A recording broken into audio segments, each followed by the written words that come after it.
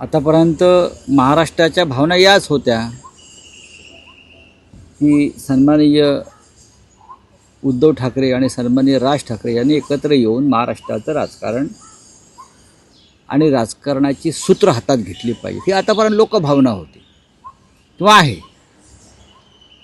मग आता प्रश्न का निर्माण विचारताय तुम्ही, प्रश्न का निर्माण करताय, असं आहे तसं आहे तसं आहे.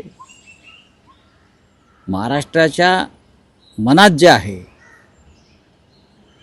ती भावना राज ठाकरे आणि माननीय उद्धव ठाकरे या दोघांनी व्यक्त केली. दोघांनीही आपल्या आपल्या भूमिका मांडलेल्या आहे, हे लक्षात घ्या. आणि जेव्हा दोन प्रमुख नेते अशा भूमिका मांडतात तेव्हा त्या आपण गांभीर्याने घेतल्या पाहिजेत आणि पुढे जायला पाहिजे. आता काही लोकांना त्याच्याविषयी वेदना होणार, कारण जर उद्धव आणि राज ठाकरे एकत्र झाले किंवा राजकारण एकत्र केलं तर आम्हाला कायमच्या शेतावर जावं लागेल, आम्हाला कायमच्या शेतावर जावं लागेल किंवा आम्हाला कायम संघ दक्ष शाखेत जावं लागेल. कारण महाराष्ट्र हा कायम ठाकरेंवर प्रेम करणारा महाराष्ट्र.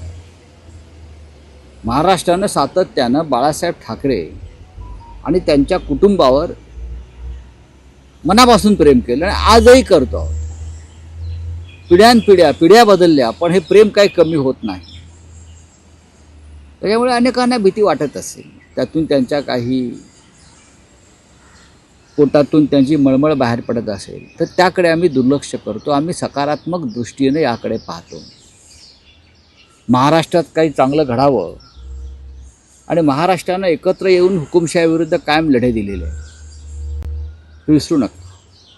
चले जाव आंदोलनाची ठिणगी या मुंबईतच पडली, महाराष्ट्रात पडली आणि त्यामध्ये मराठी गिरणी कामगार पुढे होता, मराठी माणूस पुढे होता, हे लक्षात घ्या, विसरू नका. नाही पण राऊतसाहेब, तुम्ही जेव्हा म्हणता की उद्धव ठाकरे आणि राज ठाकरेंनीच या विषयावर बोलावं आणि तेच एकमेकांशी बोलतील, अशा वेळेस दुसऱ्या फळीतले नेते मात्र प्रतिक्रिया व्यक्त करत आहेत. आमच्या पक्षामध्ये किंवा शिवसेनेमध्ये अशा प्रकारचं कोणी काहीच वक्तव्य केलं नाही. स्वतः उद्धव ठाकरे असेल, मी असेल, आमचे इतर माझे सहकारी असतील, प्रवक्ते आहेत खाली, तुम्ही मला दाखवा की त्यांनी माननीय उद्धव साहेबांनी घेतलेल्या भूमिकेच्या विरोधात जाऊन आपलं मत व्यक्त केलं नाही. आमच्या भावना फार स्वच्छ आहेत आणि आमचं मन निर्मळ आहे या बाबतीमध्ये. त्याच्यामुळे आम्ही असं ठरवलेलं आहे, कोणी काही बोलू द्या, कोणी काही बोलू द्या, कोणी किती खाजवत बसू द्या मागून पुढून, भूतकाळात वळायचं नाही, हा फॉर्म्युला आहे. भूतकाळात डोकावायचा नाही. जेव्हा आम्ही ठरवलं आहे माननीय उद्धव साहेबांनी की एक पाऊल पुढे टाकायचं आहे, एक पाऊल पुढे टाकत असताना मागे काय झालं आहे हे दुर्लक्ष करून पुढे जायचं आहे. मागे आम्ही काय बोललो, ते काय बोलले, त्यांनी काय टीका केली, त्यांनी काय भूमिका मांडली, हे विसरायला पाहिजे पुढे जाताना. याला सकारात्मक दृष्टिकोन म्हणतात. जेव्हा आम्ही काँग्रेस आणि राष्ट्रवादी काँग्रेसबरोबर आघाडी स्थापन केली तेव्हा आम्ही एकमेकावर टीका करत होतो ना, प्रचंड टीका केली आम्ही दोघांनी एकमेकांवर. पण जेव्हा आम्हाला एकत्र यायचं ठरल्यावर ते आम्ही भूतकाळात पाहिलं नाही, आम्ही भविष्याचा विचार केला. 2014 साली भारतीय जनता पक्षानं आमच्याशी युती तोडली, हिंदुत्ववादी पक्ष असताना आम्ही युती तोडली. आम्ही दोघांनी एकमेकांच्या विरुद्ध प्रचंड टीका केली. परत आम्ही एकत्र आलो तेव्हा आम्ही भूतकाळात पाहिलं नाही. आम्हाला एकत्र यायचं होतं, ठरलं एकत्र येणं गरजेचं आहे, आम्ही एकत्र आलो, आम्ही निवडणुका लढलो, भूतकाळात डोकावलं नाही. उत्तम राजकारण हे भूतकाळात न डोकावण्याचं असतं. अशा वेळेला जेव्हा आम्ही हातमिळवणी करतो राज्याच्या आणि देशाच्या हितासाठी तेव्हा मागे कशाला खाजवत बसायचं, पुढे बघा ना. आम्ही त्या विचाराचे आहोत आणि माननीय उद्धव ठाकरे शिवसेना पक्षप्रमुख हे सुद्धा भविष्याचा विचार करणारे आहेत, भूतकाळाचा नाही. आम्हाला महाराष्ट्राचं भविष्य घडवायचं आहे, आम्हाला मराठी माणसाचं भविष्य उज्ज्वल करायचं आहे, हे ठरलं आहे ना दोन नेत्यांमध्ये. मग उद्धवजींनी खाली संदेश दिलेला आहे. आपल्याला सकारात्मक दृष्टिकोन ठेवायचा आहे, आपल्याला भविष्याचा विचार करायचा आहे. त्याच्यामुळे कोणीही या संदर्भात वेगळी भूमिका मांडायची नाही. 4 भिंतीआड आपण बोलू शकतो, पण ज्याच्यामुळे हा जो एक नवीन प्रवाह सुरू होतो आहे तो प्रवाह गढूळ करण्याचं काम आम्ही आमच्याकडून कदापि करणार नाही. रामदास कदम म्हणतात की उद्धव ठाकरे कधीच राज ठाकरेंना पुढे घेऊन जाणार ठाकरे बंधू नाही. एकत्र राज येण्याच्या ठाकरे चर्चा कधीच सुरू पुढे झाल्या घेऊन जाणार आणि नाही. त्याच्यावर उद्धव ठाकरे आशिष शेलार थेट म्हटले की राज ठाकरेंसोबतची माझी वैयक्तिक मला बघा, मी तुम्हाला काय सांगतोय, मी माझ्या पक्षाची भूमिका मांडली. हे काय म्हणतात, ते काय म्हणतात, त्यांचं काय मत आहे ते त्यांनी मांडावं. आम्ही एक भूमिका स्पष्ट घेतली आहे की आमचा दृष्टिकोन सकारात्मक आहे आणि तो सकारात्मक दृष्टिकोन आहे महाराष्ट्र आणि मराठी माणूस यांच्यासाठी आहे. नाही, पण राऊत साहेब, आज जेव्हा सामना संपादकीय प्रसिद्ध झालं आणि मनसेच्या नेत्यांना काही प्रतिक्रिया विचारण्यात आल्या, त्यावेळेस त्यांचं आजचं म्हणणं असं आहे की राज ठाकरे परदेशात आहेत, ते परदेशातून मुंबईत परतले की तेच या विषयावर बोलतील. नक्कीच. त्यामुळे त्यांनी त्यांच्याकडून कदाचित हा विषय आता बघा, मी सुद्धा तेच म्हणतो आहे, कोणी कशाकरता का बोलावं. स्वतः राज ठाकरे यांनी आपलं एक अत्यंत महत्त्वाच्या विषयावरचं मत व्यक्त केलं. ते त्या पक्षाचे प्रमुख आहेत. त्यानंतर शिवसेना पक्षप्रमुख उद्धव ठाकरे यांनी त्यांचं मत व्यक्त केल्यावरती त्याच्यामध्ये आता इतरांनी बोटं घालण्याची गरज नाही. जेव्हा राज ठाकरे यांनी एक मत व्यक्त केलं आहे तेव्हा ते नक्की सकारात्मक आहेत ना. नवीन प्रवाह निर्माण करण्यासंदर्भात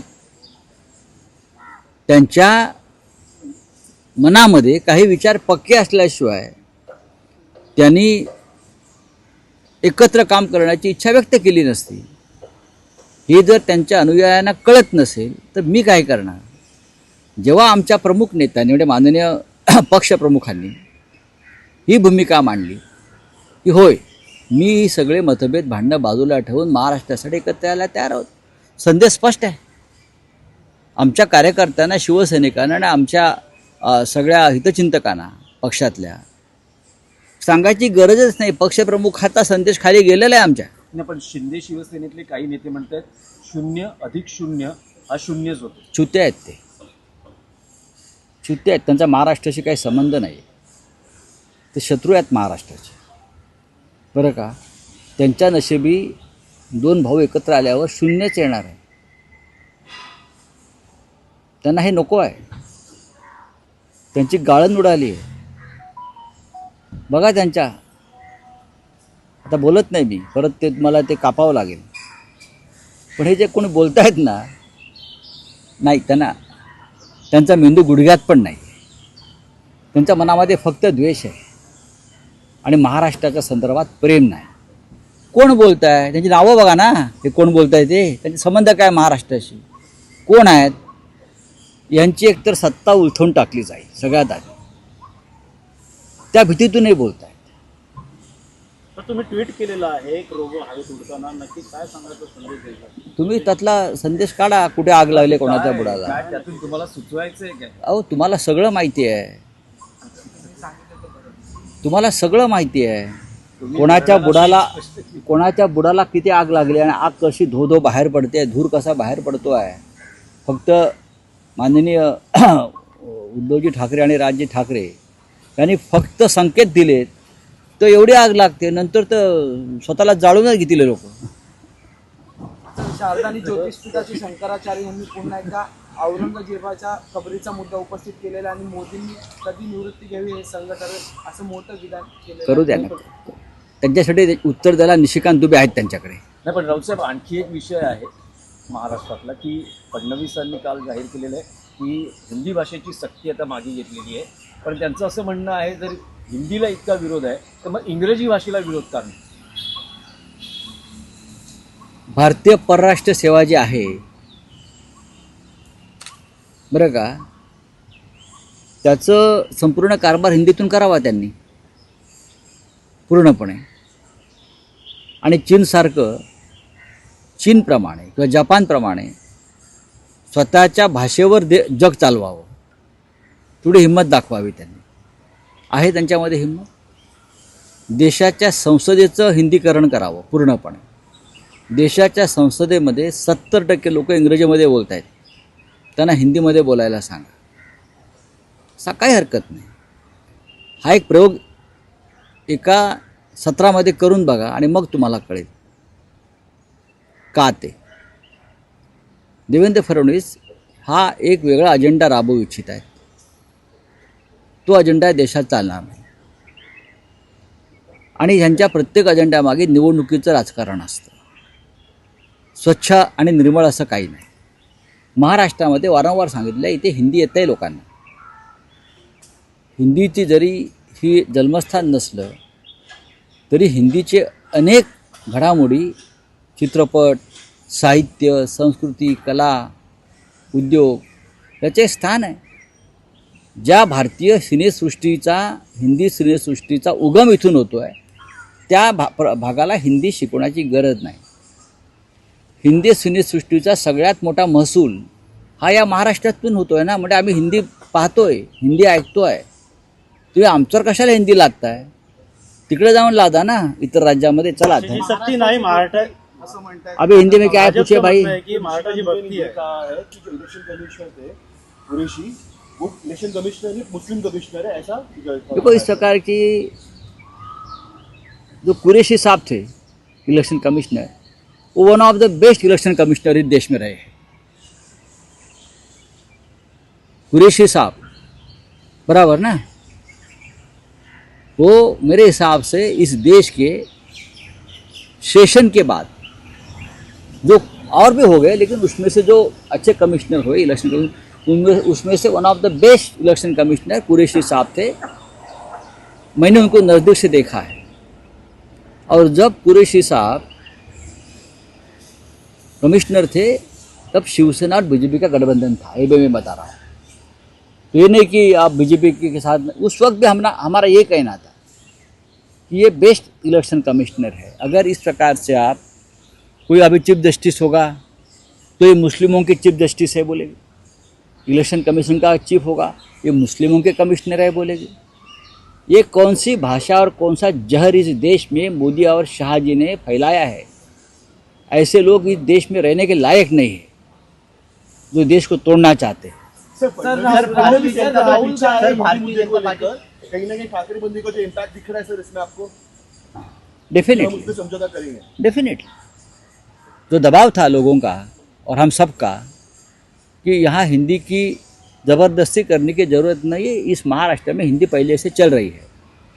राहुल सर, गांधी भारतीय जनता पार्टी की ओर से एक ट्वीट किया गया उनके ऑफिशियल ट्विटर से, जहां पर मोदी के जो कार्यकाल है 3 टर्म के कार्यकाल में जो काम किए गए हैं, तहव्वुर राणा हो, मेहुल चौकसी हो, यही काम है क्या? नेशनल हेराल्ड, उसमें यही उन्होंने काम है एक क्या? चीज़ और आगे लिखा है कि यूसीसी लोडिंग करके एक ट्रेलर देखो फिर और भी काम है. वो काम है कि अजीत पवार को पार्टी में लिया, एकनाथ शिंदे को पार्टी में लिया, अशोक चौहान जी को पार्टी में लिया. ऐसे बहुत से हैं ना. अगर मेहुल चौकसी को लाया, उसको लाया, तो कितने भ्रष्टाचारियों को अपने पार्टी में वॉशिंग मशीन में डाला है. ये भी ट्वीट कर लीजिए, पता चलेगा लोगों को.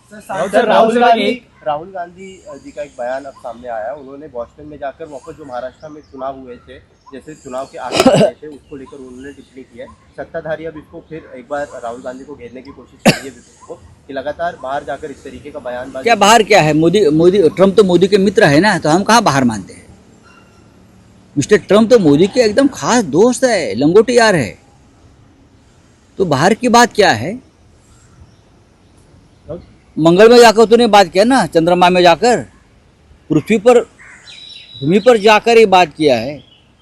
राहुल गांधी सच के लिए जमीन की ज़रूरत नहीं होती कि ज़मीन पर जाकर आप सच बोल रहे हो. सच के लिए कोई बॉर्डर लाइन नहीं होती देश की, विश्व की. जहाँ जाते हैं वहाँ सच बोलते हैं. अब वहाँ चल रहा है ट्रम्प के खिलाफ गेट आउट आंदोलन. यहाँ भी लोग आकर बात करते हैं, हम एक्सेप्ट करते हैं, छोड़ दीजिए. नाही रावसाहेब, एक मराठीत प्रश्न आहे. राज ठाकरे उद्धव ठाकरे एकत्रीकरणाच्या चर्चा सुरू झाला असतानाच रोहित पवारांनी ट्विटरवर एक भूमिका किंवा एक मत मांडलंय. अजित पवार आणि शरद पवार यांनीही एकत्र ते यावं. एकत्र आलेलेच आहेत. ते एकत्र आलेलेच आहेत ना. आम्ही आतापर्यंत एसएनसी असेल किंवा इतर काही, आम्हाला पाहिलं का तुम्ही कोणाला भेटताना, बोलताना, चहा पिताना, एकत्र व्यासपीठावर? नाही, आम्ही नाही भेटणार. आमच्याकडे काही मागे म्हटलं, आमच्याकडे काही वसंतदादा शुगर इन्स्टिट्यूट नाही, आमच्याकडे रयत शिक्षण संस्था नाही, आमच्याकडे विद्याप्रतिष्ठान नाही एकत्र यायला, आमच्याकडे काहीच नाही आहे की एकत्र आलो या कारणासाठी. आणि आम्ही एका बंद खोलीआड बसलो, जयंतराव बसले, अजितदादा बसले, पवार साहेब आले, असं आमच्याकडे नाही आहे.